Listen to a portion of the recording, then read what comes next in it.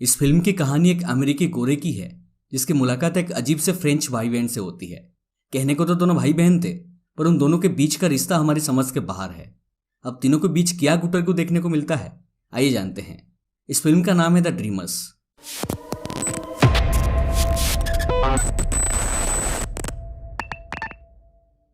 तो कहानी शुरू होती है मैथ्यू नाम के लड़के से, जो इस मूवी का मेन कैरेक्टर है।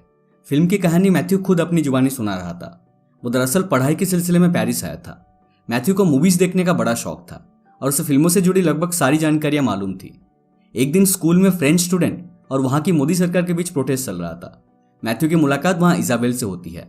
इजाबेल मैथ्यू से कहती है, मैं हमेशा तुम्हें यहाँ देखती हूँ, तुम हमेशा खोए खोए से अकेले रहते हो, किसी से बात नहीं करते, तुम गे हो क्या?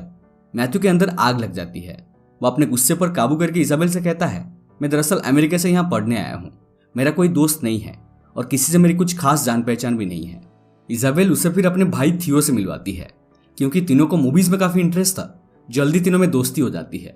तीनों के बीच पंचायत चल रही होती है कि इतने में वहां पुलिस आ जाती है और प्रोटेस्ट कर रहे स्टूडेंट्स को भगाने लगती है। ये तीनों भी अपना अपना पिछवाड़ा लेकर वहां से निकल जाते हैं। घर जाते आते रास्ते में तीनों और भी कई सारे टॉपिक्स को लेकर बातें करते हैं। मैथ्यू अंदर ही अंदर काफी खुश था। उसे दो अच्छे दोस्त जो मिले थे। अब उसे क्या पता था कि यही दोनों उसके केस लेने वाले हैं। घर पहुंचकर मैथ्यू अपनी माँ को एक खत लिखता है, जिसमें वो लिखता है कि आज उसने 2 नए दोस्त बनाए हैं। अगली सुबह मैथ्यू घोड़े बेचकर सो रहा होता है, तभी फोन की घंटी बजती है। ये कॉल थियो का था। वो मैथ्यू को अपने घर डिनर के लिए इन्वाइट करता है। शाम को मैथ्यू थियो के घर पहुंच जाता है। घर के अंदर जाने पर मैथ्यू देखता है कि घर काफी बड़ा था। ये देखकर मैथ्यू की आंखें चौधिया जाती है। इजाबेल उसे अपनी माँ से मिलवाती है। इजाबेल की माँ को नहीं पता था कि मैथ्यू भी डिनर के लिए आने वाला है, फिर भी जैसे तैसे करके वो मैनेज कर ही लेती है। इजाबेल फिर उसे अपने पापा से भी मिलवाती है।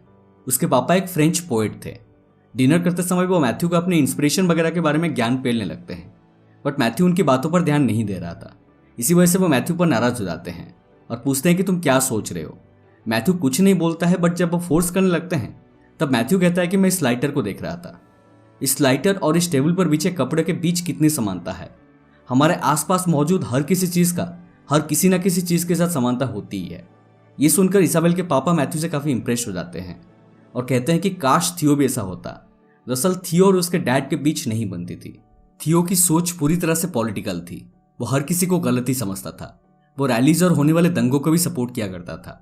थियो के पापा शांत स्वभाव के थे और उन्हें शांति ज्यादा पसंद थी। इसी वजह से डिनर टेबल पर ही दोनों के बीच तू में हो जाती है। थियो के पेरेंट्स काम की वजह से हमेशा घर से बाहर ही रहा करते थे और दोनों भाई बहन अकेले इस घर में। उसी रात जाने से पहले वो दोनों भाई बहन को एक चेक देकर जाते हैं। पेरेंट्स के जाने के बाद दोनों मैथ्यू को आज रात उनके घर पर ही रुकने के लिए कहते हैं। इजाबेल मैथ्यू को एक चुम्मी देते हुए कहती है, रुक रहे हो या नहीं? मैथ्यू के मन में लड्डू फूटता है और साला चमड़ी रुकने का हिसाब बना लेता है। रात में मूत्र विसर्जन करके वापस जाते टाइम मैथ्यू की नजर थियो के कमरे में पड़ती है। अंदर का सीन देखकर उसके पैरों के तले जमीन खिसक जाती है। वो देखता है कि थियो अपनी बहन इजाबेल के साथ नग्न अवस्था में घोड़े बेचकर सो रहा है। भाई बहन को इस हालत में देखने के बाद उसे अपनी आंखों पर यकीन नहीं होता है। मैथ्यू चुपचाप अपने कमरे में जाकर सो जाता है। अगली सुबह इजाबेल मैथ्यू के ब्लैंकेट को खींचते हुए उसे जगाती है। मैथ्यू ने सिर्फ चड्डी पहनी हुई थी। वो शर्माते हुए कहता है कि ऐसे कौन जगाता है? इजाबेल कहती है कि मैं हमेशा इसी तरह थियो को जगाती हूँ। मैथ्यू को यह सब काफी अजीब लग रहा था। फिर वो मैथ्यू को अपने साथ बाथरूम में ले जाती है। ब्रश करते समय इजाबेल की कातिल नजर मैथ्यू के लाल लाल होठों पर पड़ती है। वो कहती है कि तुम्हारी बेबी लिप्स मुझे बहुत पसंद आए। वो उसके होठों पर लिपस्टिक लगाने लगती है, बट मैथ्यू अपनी इज्जत बचाकर वहां से निकलने की कोशिश करने लगता है। इतने में थियो वहां आ जाता है और उन दोनों के सामने ही नंगा होकर नहाने लग जाता है। थियो कहता है कि हमारे पेरेंट्स 1 महीने तक वापस नहीं आने वाले हैं, तब तक तुम हमारे साथ रह सकते हो। मैथ्यू कहता है कि अभी हमारी दोस्ती को सिर्फ 2 ही दिन हुए हैं, तुम मुझे ठीक से जानते भी नहीं हो। थियो कहता है कि तुम्हें अच्छी तरह से जानने के लिए ही तो हमारे साथ रहने के लिए कह रहा हूं। मैथ्यू फिर इजाबेल से पूछता है, क्या तुम्हें इससे कोई प्रॉब्लम तो नहीं है? इजाबेल कहती है कि यह मेरा ही आइडिया था। मैथ्यू इन दोनों के साथ ही रहने का मूड बना लेता है। एक दिन तीनों एक गेम खेल रहे होते हैं। इस गेम में वो दोनों किसी पुराने फिल्म के सीन एक्ट करके दिखाते हैं और मैथ्यू को गेस करना होता है कि वो सीन किस फिल्म का है। अगर वो गेस नहीं कर सका तो फिर उसे एक डेयर पूरा करना पड़ेगा। इजाबेल एक काफी पुरानी फिल्म का एक्ट करके दिखाती है, बट मैथ्यू भी कुछ कम नहीं था। उसे फिल्म से जुड़ी काफी नॉलेज थी। वो उस फिल्म का नाम गेस कर लेता है, जिसकी वजह से थियो और इजाबेल दोनों ही मैथ्यू से काफी इंप्रेस हो जाते हैं और कहते हैं कि इतने दिनों से हमें तुम्हारे ही जैसे एक फ्रेंड की तलाश थी। दोनों एक पुरानी फिल्म का एक्ट रियल लाइफ में करना चाहते हैं। यह उन दोनों भाई बहन का सपना था। उस सीन के दौरान तीन दोस्त एक आर्ट गैलरी में आपस में रेस लगा रहे होते हैं और यही वो रियल लाइफ पे भी करना चाहते हैं। ये सुनकर मैथ्यू की फट जाती है। उसे डर था कि अगर कहीं वो पकड़ा गया तो फिर उसे अपना बोरिया बिस्तर बांध कर वापस अमेरिका जाना पड़ेगा। लेकिन दोनों भाई बहन की जिद करने पर आखिरकार मैथ्यू मान जाता है और तीनों एक आर्ट गैलरी में जाकर आपस में रेस लगाते हैं, जिसमें वो सफल भी हो जाते हैं। इसके बाद तीनों की दोस्ती और भी गहरी हो जाती है और दोनों से कहते हैं कि अभी तुम हम में से एक हो। घर वापस जाते टाइम बारिश होने लगती है और तीनों भीग जाते हैं। घर पहुंचकर थियो मैथ्यू को अपने कुछ कपड़े पहनने के लिए देता है। थियो जब ड्रिंक लाने जाता है तो मैथ्यू को उसके अलमारी में कुछ तस्वीरें मिलती है। उन तस्वीरों में से वो इजाबेल की तस्वीर अपनी चड्डी में छुपा लेता है। चमड़ी साला। तीनों फिर एक कमरे में जाकर वापस से वही गेम खेलने लग जाते हैं।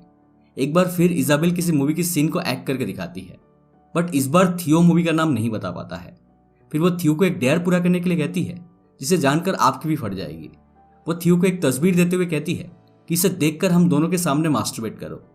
थियो भी बिना कोई भेदभाव किए सबके सामने ही अपना हाथ चलाना शुरू कर देता है। अगले दिन थियो मैथ्यू को लेकर एक बार में जाता है। वह मैथ्यू से कहता है कि मेरी भी दो बड़ी बहनें हैं, वो कभी मुझे उनके सामने मास्टरबेट करने नहीं कहती। मैंने तुम दोनों को नग्न अवस्था में एक साथ सोते हुए भी देखा है। क्या तुम मुझे बताओगे कि तुम भाई बहन के बीच आखिर कौन सी खिचड़ी पक रही है? थियो कहता है कि हम दोनों ट्विंस हैं। जब हमारा जन्म हुआ था तब हम एक दूसरे से जुड़े हुए थे। हम दोनों के शरीर भले ही अलग है पर दिमाग एक ही है। एक दिन फिर से तीनों वही गेम खेल रहे होते हैं। इस बार थियो किसी मूवी की एक्ट करके दिखा रहा होता है। इजाबेल और मैथ्यू दोनों ही उस फिल्म का नाम नहीं बता पाते। फिर थियो उन दोनों को एक डेयर पूरा करने के लिए कहता है। वो कहता है कि तुम दोनों को मेरे सामने ही गपागप करना होगा। ये सुन के ही मैथ्यू की फटके चार हो जाती है। वो कहता है कि मुझे इन सब चीज़ों में प्लीज़ इन्वॉल्व मत करो। इधर इजाबेला बेधड़क अपने कपड़े उतारकर तैयार हो जाती है, पर मैथ्यू को ये सब काफ़ी अजीब लग रहा था। वो वहाँ से भागने की कोशिश करता है, बट थियो उसे पकड़ लेता है। जोर जबरदस्ती की वजह से मैथ्यू भी आखिरकार मान ही जाता है। इजाबेल मैथ्यू के कपड़े उतारने लगती है। उसे उसकी चड्डी के अंदर अपनी तस्वीर मिलती है, जिसे मैथ्यू ने छुपाया हुआ था, जिसे देखकर दोनों भाई बहन हंसने लग जाते हैं। इसके बाद फिर दोनों पलंग तोड़ने में लग जाते हैं। पलंग तोड़ने के बीच हमें पता चलता है कि इजाबेल का फर्स्ट टाइम था। वो अभी तक एक वर्जिन थी। इसका मतलब थियो और वो सिर्फ एक साथ सोते थे और दोनों के बीच कुछ भी ऐसा वैसा नहीं हुआ था। थियो अपनी दोनों आंखों से इस नज़ारे का लुत्फ उठा रहा था। इस घटना के बाद दोनों के बीच ये पलंग तोड़ने का सिलसिला जारी रहता है। एक दिन इंटीमेट होते टाइम मैथ्यू इजाबेल से पूछता है कि अगर तुम्हारे पेरेंट्स से उसके बारे में पता चल गया तो तुम क्या करोगी? इजाबेल कहती है कि वो दिन कभी नहीं आएगा और अगर कभी ऐसा हुआ तो वो सुसाइड कर लेगी, क्योंकि वो नहीं चाहती कि समाज को उसके और थियो के रिश्ते के बारे में कुछ भी पता चले। मैथ्यू को भूख लगती है और वो खाना लाने किचन में चला जाता है। वापस आने पर वो देखता है कि थियो इजाबेल के साथ सो रहा था। मैथ्यू उनसे कहता है कि तुम दोनों आपस में इतने करीब हो, फिर भी तुम लोगों ने मुझे अपना फैमिली का हिस्सा बनाया। बट थियो ये बात साफ कर देता है कि वो और इजाबेल एक हैं। उन दोनों के बीच कोई नहीं आ सकता। तुम हमारे सिर्फ एक अच्छे दोस्त हो, इससे ज़्यादा कुछ नहीं। ये सुनकर मैथ्यू को काफ़ी अजीब लगता है, बट उनसे वो कुछ नहीं कहता। थियो को मैथ्यू और इजाबेल के बीच चल रही प्रेम रोग को देखकर काफ़ी जलन होने लगी थी। एक दिन सभी बाथरूम में एक साथ नहा रहे होते हैं कि तभी थियो और मैथ्यू के बीच तू में होने लगती है। थियो कहता है कि अमेरिकन काफ़ी बुरे होते हैं। वो लोग वियतनाम में वार लड़ रहे हैं, छोटे बच्चों और किसानों को मार रहे हैं। इसी वजह से वो सारे अमेरिकन को ब्लेम करने लगता है। मैथ्यू कहता है कि हमारे जवान वही करते हैं जो प्रेसिडेंट उन्हें करने के लिए कहते हैं, और अगर किसी ने उनकी बात नहीं मानी तो फिर उसे जेल भेज दिया जाता है। इसी वजह से वो यहाँ पेरिस में अपनी पढ़ाई पूरी करने आया है। दोनों के बीच चल रही इस बहस को इजाबेल शांत करवाती है। फिर वो मैथ्यू से कहती है कि तुमने कहा था कि तुम हम दोनों से प्यार करते हो, क्या तुम्हारे पास इस बात का कोई प्रूफ है? मैथ्यू कहता है कि तुम्हें क्या प्रूफ चाहिए? वो कहती है कि मैं और थियो तुम्हारे नीचे की जंगल की सफाई करना चाहते हैं।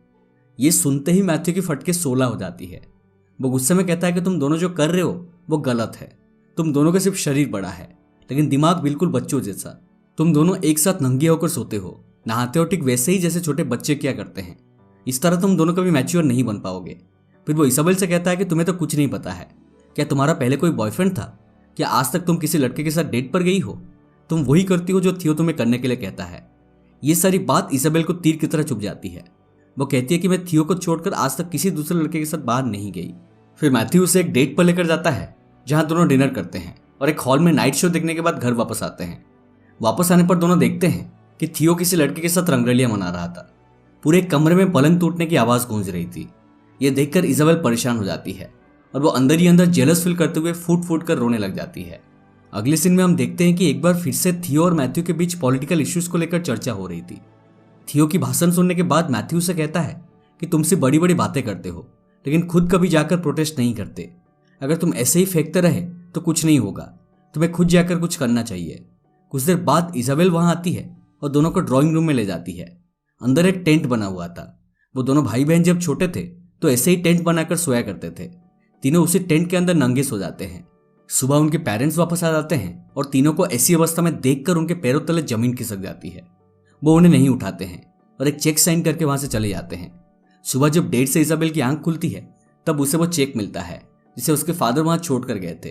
वो समझ जाती है कि उनके पेरेंट्स को सारी सच्चाई पता चल चुकी है। उसे अंदर ही अंदर बहुत ही ज्यादा गिल्टी फील होता है और वो सोचती है कि अब वो अपने पेरेंट्स को मुंह नहीं दिखा पाएगी। वो किचन में चली जाती है और पूरे घर को आग लगाकर सुसाइड करने के लिए गैस लिखकर वापस आती है और थियो और मैथ्यू के साथ टेंट के अंदर सो जाती है। उसी वक्त घर के बाहर दंगा चल रहा था। एक पत्थर खिड़की के ग्लास को तोड़ता हुआ अंदर आ जाता है, जिस वजह से मैथ्यू और थियो की भी नींद खुल जाती है। मैथ्यू पूछता है कि यह स्मेल किस चीज की है। झूठ बोलते हुए इजाबेल कहती है कि यह टीयर गैस है। तीनों कूद कर नीचे जाते हैं और प्रोटेस्ट में शामिल हो जाते हैं और पुलिस के ऊपर पत्थर बरसाने लग जाते हैं। प्रोटेस्ट में मौजूद लोग पुलिस के ऊपर बॉम्ब फेंकने का प्लान बना रहे थे। थियो भी उन लोगों के साथ शामिल हो जाता है। मैथ्यू थियो को रोकने की बहुत कोशिश करता है, बट थियो निकला मंगल पांडे। वो और उसकी बहन अपना प्रोटेस्ट जारी रखते हैं। मैथ्यू रियलाइज करता है कि चाहे वो उन्हें कितनी भी प्यार की अहमियत समझाए, वो लोग नहीं बदलेंगे और वो उनमें से एक नहीं बन पाएगा। मैथ्यू वायलेंस के एकदम खिलाफ था, इसलिए वो वहां से भाग जाता है। पुलिस प्रोटेस्टर्स के ऊपर लाठीचार्ज करने के लिए आगे बढ़ती है और दोस्तों मूवी यहीं पर खत्म हो जाती है। तो ये थी भाई बहन और वो की पूरी कहानी, आई मीन द ड्रीमर्स की पूरी कहानी। ये मूवी रिलीज हुई थी सन 2003 में और इसकी IMDb रेटिंग है 7.2 आउट ऑफ 10। उम्मीद करता हूँ कि आपको ये एक्सप्लेनेशन पसंद आई हो। अगर पसंद आए तो प्लीज़ हमारे वीडियो को लाइक करें, शेयर करें और हमारे चैनल को सब्सक्राइब करके हमें सपोर्ट कीजिए और साइड वाला बेल आइकन को भी दबा दीजिए, क्योंकि हम ऐसे ही इंटरेस्टिंग एक्सप्लेनेशन लाते रहते हैं। मिलते हैं अगले वीडियो में, तब तक stay safe and take care.